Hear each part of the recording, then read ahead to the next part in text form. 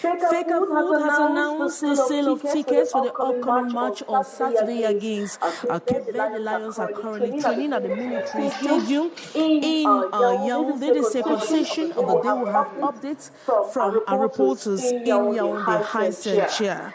Angola witnessed promising starts of SEP and first school living certificate examination today as numerous pupils embarked on their journey towards acquiring their first certificate, accompanied by the regional secondary by the regional delegate for basic education. For the later, have details in this edition of Newscast.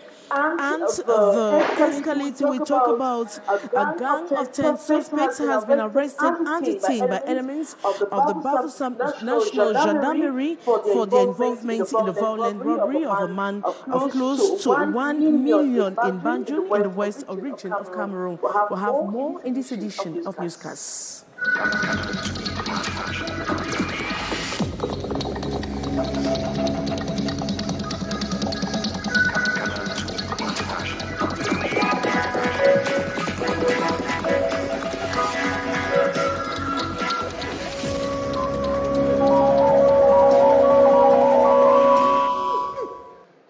Good evening once more, welcome to this edition of the Prime Time Newscast in the English language on Canal the International. The tense atmosphere between Cameroon's Football Federation of Faker Food and the Ministry of Sports and Physical Education has sparked fervent discussions and passionate reactions from football enthusiasts across the nation. Social media platforms and online exchange sites have become virtual battlegrounds where fans, analysts, and armchair experts engage in heated debates dissecting every aspect of the conflict. More with our reporter, Kize Kiga. Facebook, Instagram, Twitter groups, and pages dedicated to Cameroonian football have become hotbeds of debate. Fans, analysts, and armchair experts engaged in heated discussions, dissecting every aspect of the conflict. While some are against the Faker Food President Samuel Eto'o, others are instead against the Minister of Sport and Physical Education.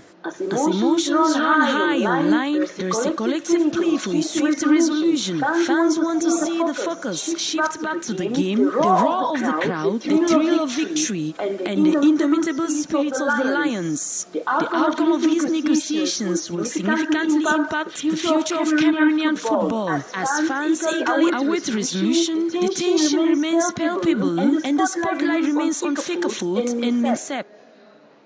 And the 18th African Sambo Championship took place in Cairo, Egypt from June 1 to the 3rd, 2024. Sedunji Mulu became the first African Zambists to win their first title of the World Zambo Champion, while Rochelle Anita Sopi Bella had an outstanding performance on her plus 78 kilograms at Zambo Championship. More with our reporter, Kize Kiga. Cameroon national team achieved remarkable success at the African Championship in Sport and Combat, which took place in Cairo, Egypt. Sedunji Mulu, the world Sambo star, who previously became the first African Sambist to win the title of World Sambo Champion, performed as part of the Cameroonian team. He celebrated his birthday on the eve of the tournament and gifted himself a gold medal in the competition. Elsewhere, Rochelle Anita Sopi Bella had an outstanding performance on her plus 78 kilograms at the 2024 Sambo Championships. Here are some of her achievements. In the African opening in Rwanda, Rochelle triumphed and secured the first place in 2024. She also continued her winning streak by claiming first place at the African Senior. Rochelle also participated in the Abu Dhabi World Championship Seniors 2024, showcasing her skills on the international stage. Both their successes at these championships have not only brought pride to Cameroon, but also highlighted them as prominent figures in the sport of Sambo.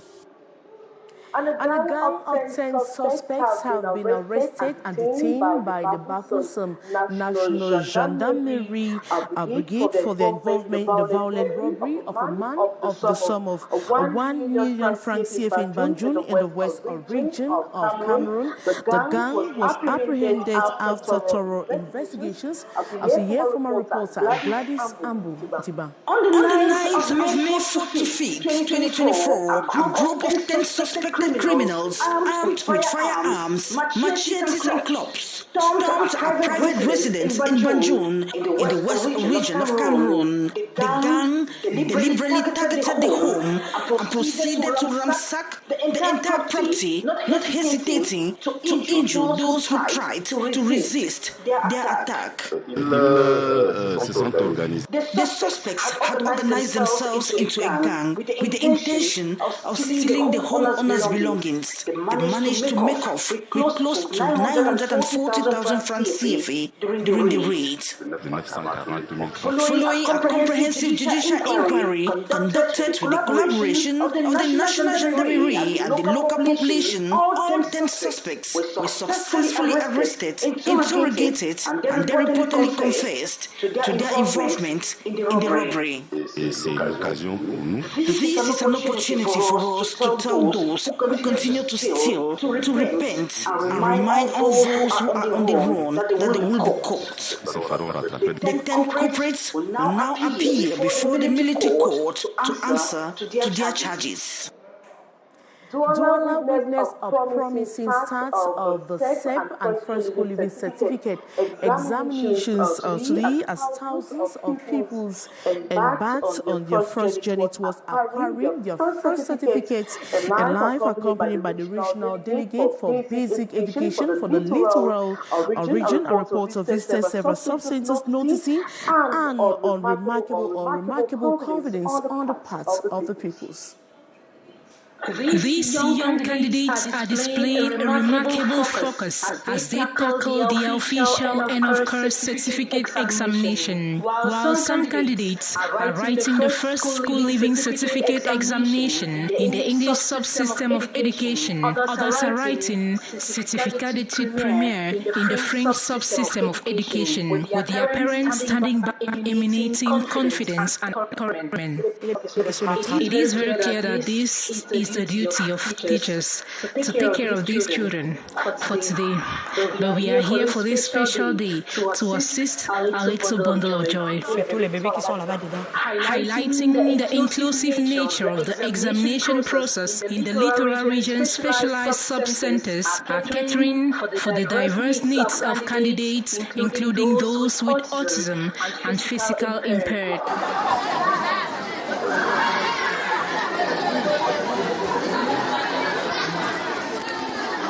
This Tuesday, June 4, several sub-centers received an exceptional visit from the regional delegate of secondary education for the littoral. After visiting some sub-centers, in all the subdivision inspectorates of the Wuri division, everything is going on very well.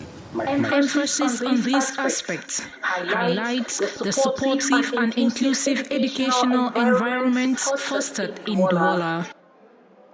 And we'll come back to sports just to let you know that the Indomitable Lions of Cameroon are intensifying training ahead of their crucial encounter against Cliquez on Saturday, June 8. Meantime, Faker Food has announced the sale of tickets for the upcoming match on Saturday against Cape Verde. The Lions are currently training at the military stadium in Yaoundé. The second session of the day, Hyacinth is standing by at the Guayaquil training ground where the Lions are training today. Hello, Hyacinth. Good evening and welcome to the Yaoundé Military Stadium, where the Indomitable Lions are currently taking their third training session. One yesterday, one this morning, and this one now. And as you can see behind me, there is some kind of a lovely atmosphere reigning within the Lions. Vincent Abubakar, Andrew Nana, and the teammate having some quality time here at the military stadium in Yaoundé. trying to boost their morale at all costs to be ready for the match on Saturday. And Mark Breeze and his boys, today we can see them in white. Yesterday they were in red, an indication that the problems of kits for the Indomitable Lions is being resolved progressively. And talking about the equipments of the Indomitable Lions, we made a tour today at Fekafood to inquire what really happened. And MINSEB was supposed to submit an official demand to request for the equipment, given the fact that they have been excluded from the preparation as their communique indicated yesterday. And equally, the sales of tickets, Fekafood insists that they will continue to sell. Fekafood insists that they will continue to sell the ticket for Cameroonians to turn out massively on Saturday at the Amadou Ahidjo Stadium to feed their eyes on the match between the Indomitable Lions of Cameroon and Cape Verde. And we could see a caravan this day dispatched from the Chinga Football House to the various sales points like the Central Regional Football League headquarters here in Yaoundé, likewise the Amadou Ahidjo Stadium, and some filling stations here that will be in charge of selling the tickets ranging from 2,000 to 50,000 francs CFA. Those are the updates we have in the Lions Den this day. We shall be bringing you all the necessary updates as the preparation unfolds ahead of Saturday, June 8, 2024. From the Yaoundé Military Stadium, Haïssa Chia and Jean Benatani.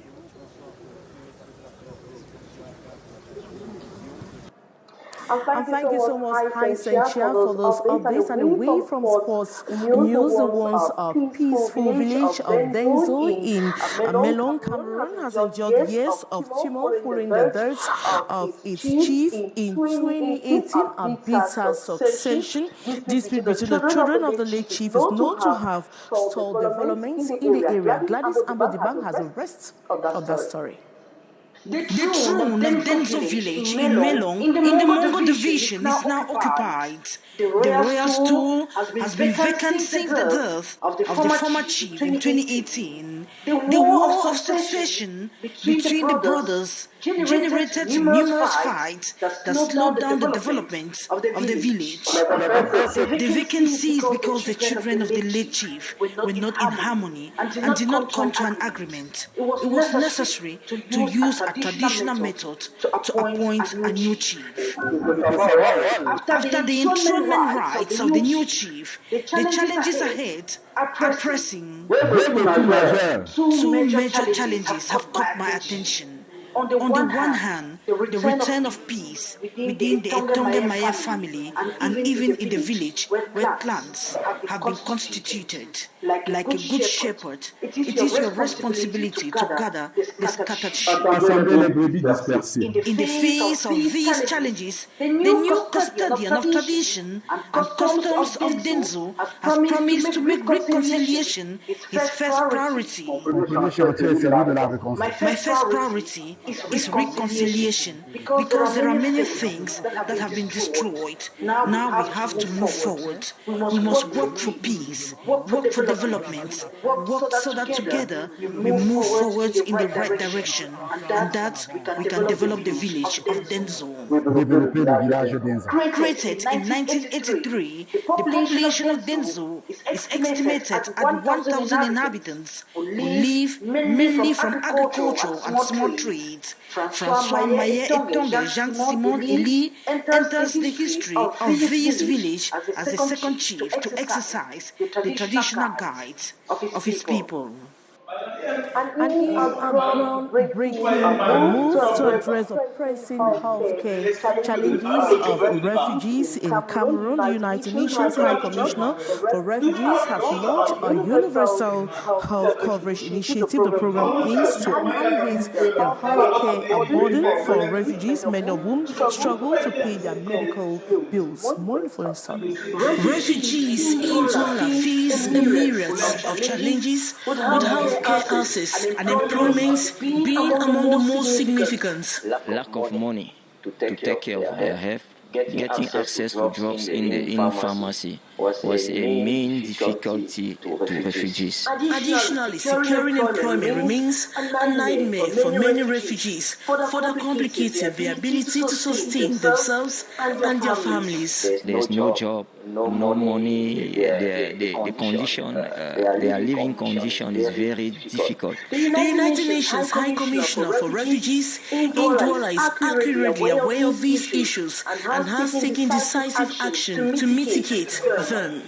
To prevent avoidable deaths and improve overall health outcomes, the agency has adopted the Universal Health Coverage System. This initiative significantly targets certain age groups and chronic diseases, ensuring that the most vulnerable receive the care they need. For those who are eligible for this, we have pregnant women. We have children from 0 to 5 years. We have people under dialysis, and we have 2 other categories. So they're the ones who will be receiving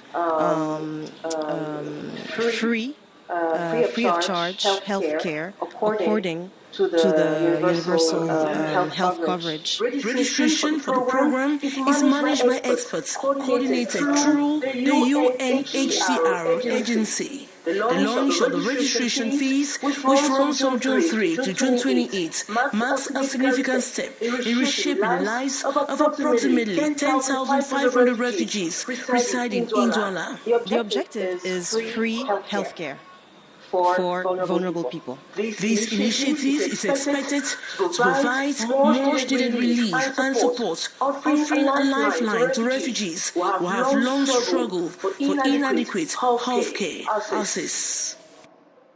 The population of Kunki division in the west region of Cameroon have pledged their support to President Paul Biya for the 2025 presidential elections. They gathered massively in the grand rally that took place over the weekend to thank the head of state for the appointment of Emmanuel Chatri as senator in 2023 education that sent motion of support to President Paul Biya. More with our reporter, Aisen Cha.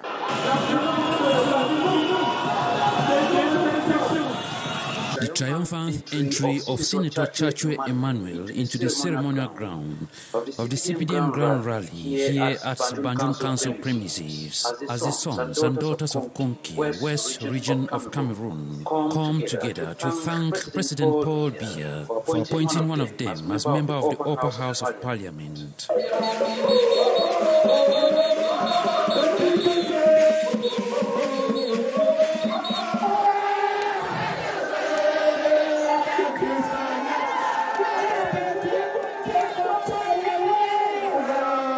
A rally massively attended by thousands of militants, friends and traditional authorities from all the 8 divisions of the West region and beyond to celebrate the political elevation of Chachu Emmanuel as a result of his commitment towards nation building. The head of state is satisfied with the services you render to the nation. You are exemplary citizen, a faithful militant of the CPD. Loyal et fidèle du RDPC. Comme un enfant qui se laisse remplir de joie. I feel like a child full of joy to have received a precious gift from the Father. I am very happy and feel blessed with this crown received from the Father of the nation. Que j'ai reçu du Père de la nation.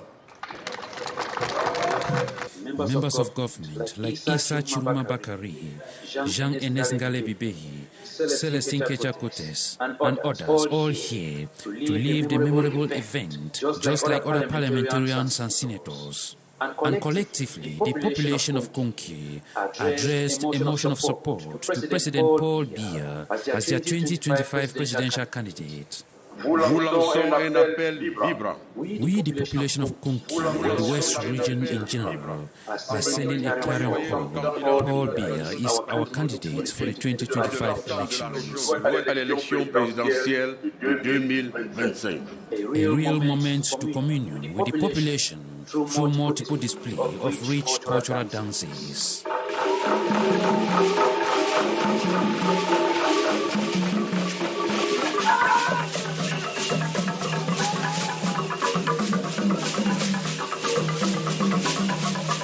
The ceremony on June 1st was organized and supervised by Minister Madeleine Chuenti, here represented by Honorable Albert Quincy, who doubled as the executive president of the organizing committee.